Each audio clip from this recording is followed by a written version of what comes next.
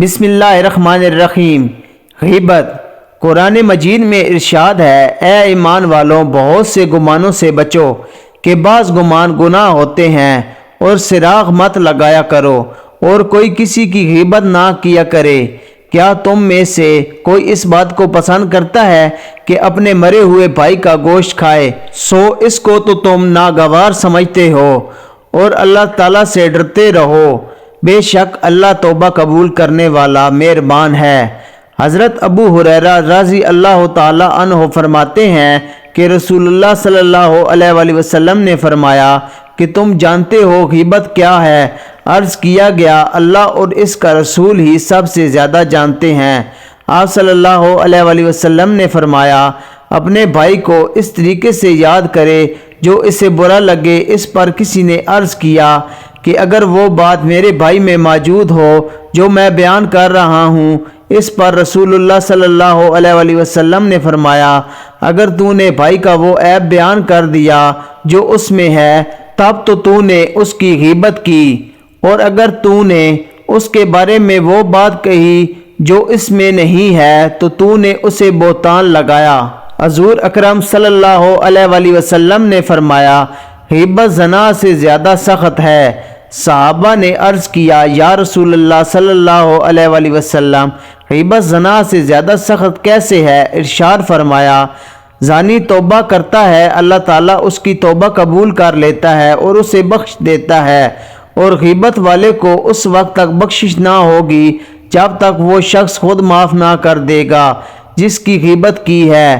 علماء نے فرمایا کہ کسی کے گناہ کا ذکر کرنا، کپڑے میں عیب بتانا، نسب میں کیڑے ڈالنا، برے القاب سے یاد کرنا، اس کی اولاد کو کالا بے ڈھنگا بتانا، اور وہ ہر چیز جس سے کسی کا دل دکھے، اس سب کا کرنا حرام ہے اور غیبت میں داخل ہے۔ غیبت کئی طرح سے ہوتی ہے اور اس کا سننا بھی حرام ہے۔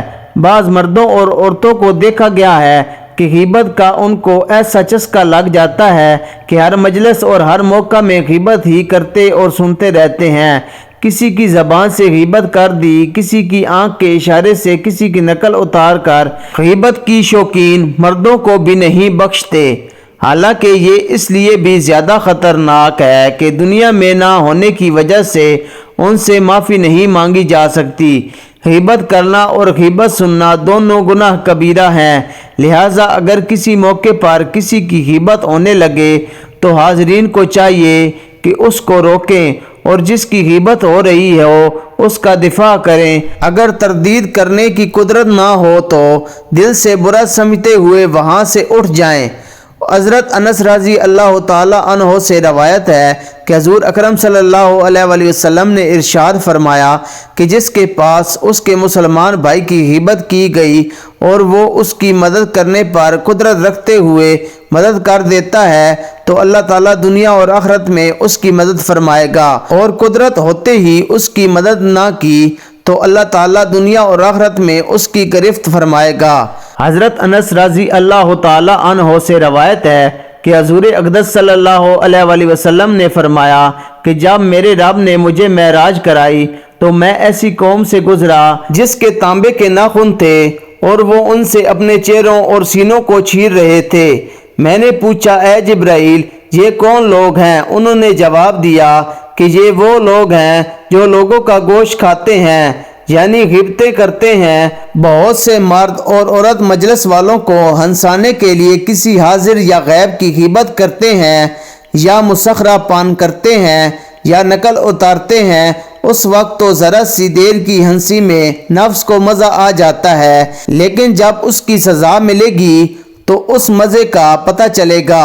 حضور اکرم صلی اللہ علیہ وآلہ وسلم نے فرمایا کہ بے شک بندہ کبھی کوئی ایسا کلمہ کہہ دیتا ہے جس سے لوگوں کو صرف ہنسانا مقصود ہوتا ہے، اس کلمے کی وجہ سے اتنا زیادہ گہرائی میں گرتا چلا جاتا ہے کہ اس گہرائی کا فاصلہ اس سے بھی زیادہ ہوتا ہے جو فاصلہ آسمانوں اور زمین کے درمیان میں ہے۔ دوستوں، آج کل ہر بندہ ایک دوسرے کی غیبت کر رہا ہے۔